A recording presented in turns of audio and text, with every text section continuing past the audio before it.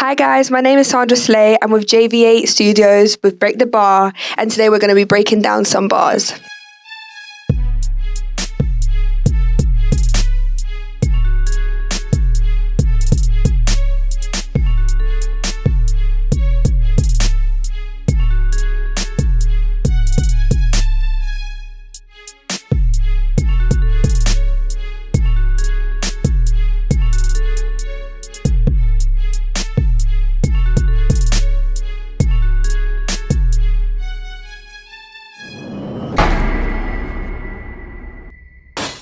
I know you've been hurt, know you can't trust, but I'm here to stay, this ain't just love. I know you've been hurt, I know you can't trust, but I'm here to stay, this ain't no lust. So basically this song I've kind of was inspired by my ex-boyfriend. He was always like very emotionally unavailable, and I think at the time I was trying to prove to him that I know that you've been hurt and I know that you can't trust, but I feel the same as well.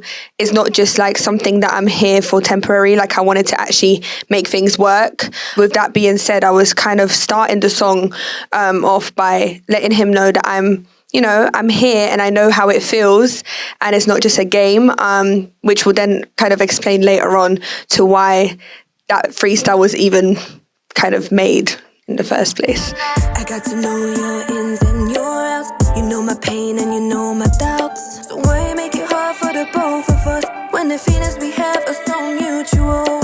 I got to know your ins and your outs. You know my pain and you know my doubts. So why make it hard for the both of us when the feelings we had were so mutual? I feel like, when you're in that space where you open up to someone and you tell them everything about you and you tell them all your life story and you're just saying like, I've known everything about you, you've told me everything about you, I've told you about everything about me, so why are you making this hard? Because I feel like when somebody doesn't want to accept your love, it's kind of like, why? I've told you everything that you needed to know and you're still being difficult.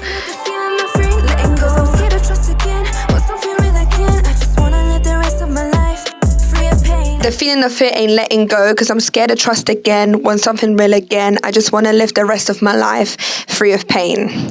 As a 22-year-old, I think I've been through like my share of like traumas and a lot of things that happened to me quite early on in my life. And like, it's very hard to be like, when people say, like older people come to me like, you still got the rest of your life, like why are you stressing about like a guy and love and stuff like that? And I always say to them like, because I just don't want to be any more unhappy than I've already have been in the past. I think now it's a thing where I just focus so much about wanting to just live like a peaceful life, trying to be as happy as I can. I don't want to feel the pain that I felt anymore. So I'm quite wary when it comes to like the people I share my energy with. This is my mom that I've been seeking for the same love. Gave myself away to some things that I'm ashamed of. Dad really left and that was a killer, cause he didn't choose me, he chose a goddamn liquor. Ever since my mom, dad, I've been seeking for the same love. Gave myself away, did some things that I'm ashamed of. Dad really left and that was a killer, cause he didn't choose me, he chose the goddamn liquor.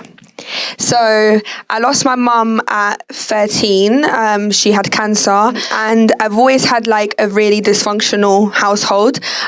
So my dad wasn't really there for us. And I think what happened was when my mum passed away, I was trying to search for that love within other people, ended up doing stuff and like getting with like, not necessarily sexually, but like just emotionally with other people to find that love and to seek for that like love and like motherhood and like nurturing from other people, which got me in trouble emotionally.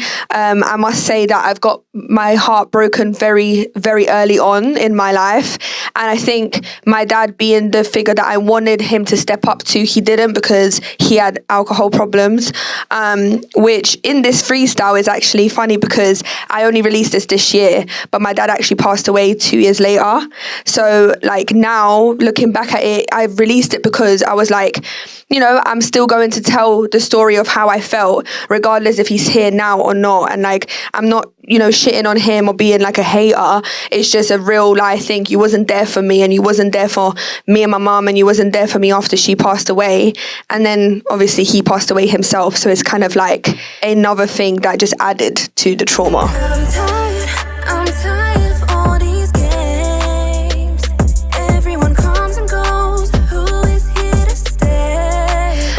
tired of all these games.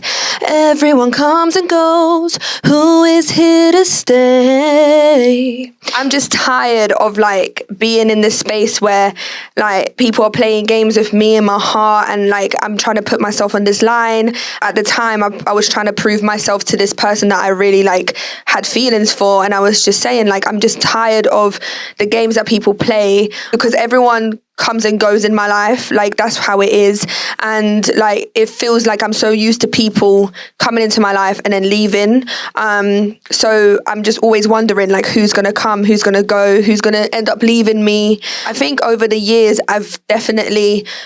I could say that I've developed like these attachment and like abandonment almost issues because of the fact that I'm just scared to lose people. And I think I'm very open about mental health, and I'm very open about like how trauma actually affects people. So I think that's definitely something I struggle with, just being like unsure who's going to be there and who's not going to be there, and you know, those kind of things.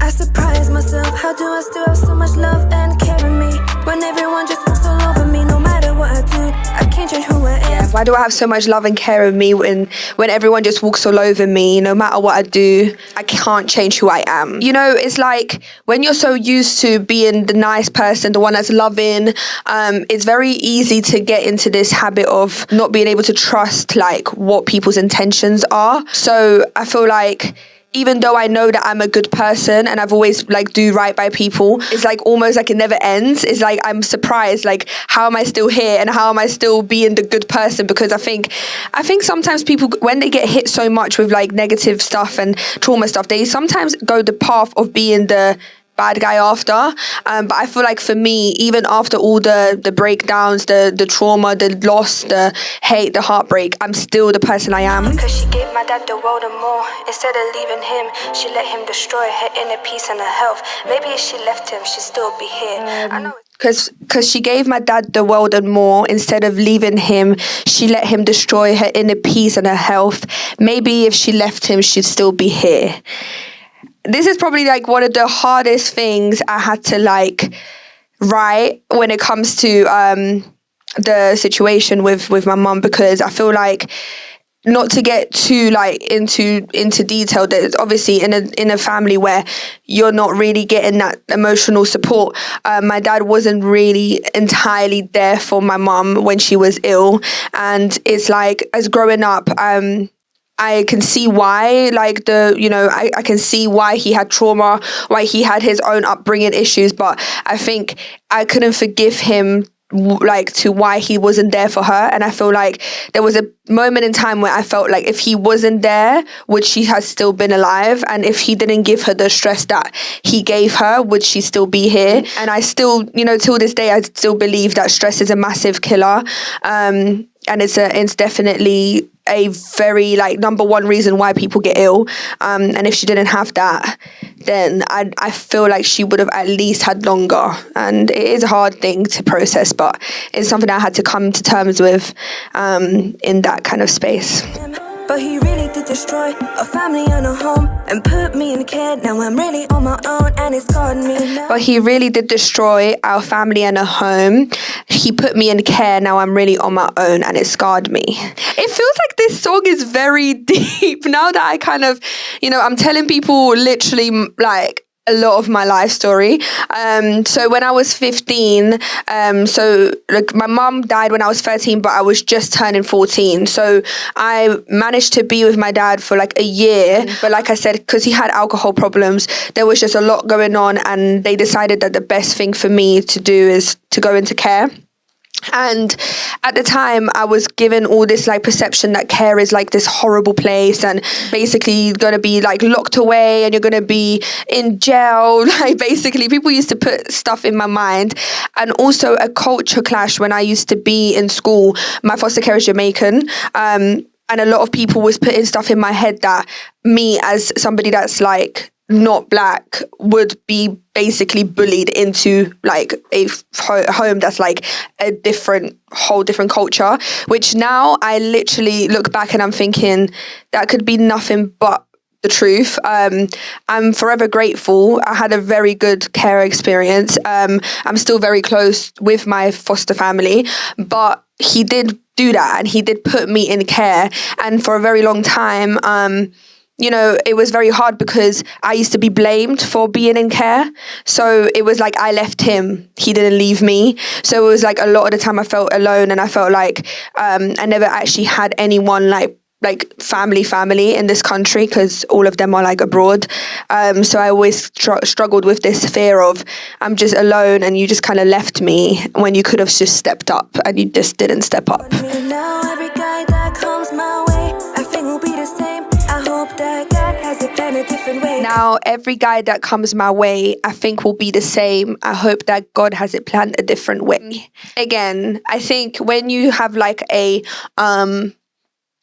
father figure that's not really there, or can't emotionally be there for you, it kind of makes you feel like every guy is going to be like that. And you know, in my life I never had the best luck in like men, and I think obviously I was kind of used to that treatment from my dad, so I think I attracted a lot of like emotionally unavailable people in my life, and I think now it's that, you know, is every guy going to be like this?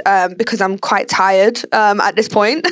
I am, and I feel like when you search for someone, I think if you don't have your own piece right, you're never going to find someone that's on the same wavelength. If I'm used to emotionally unavailable people, that's what I'm going to attract. So I've learned that over the years, and I think that's why I'm questioning, like, is everyone going to just be like that? Because I just don't really want that. I want someone that's actually going to like love me and care for me like how I want to be loved and cared for. So that was it. That was me on Break the Bar. I'm Sandra Slay, and please follow me on all my social medias, which will probably be linked down below, but it's officialslay_B on Instagram and Sandra Slay on all platforms.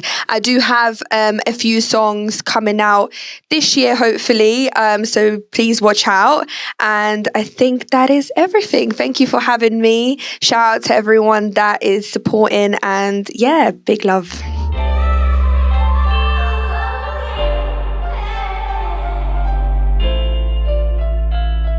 I'm tired of giving my all for it to get thrown away. 1 minute we're good, next minute you switching lanes. I know you've been hurt, know you can't trust, but I'm here to stay. Staying just love.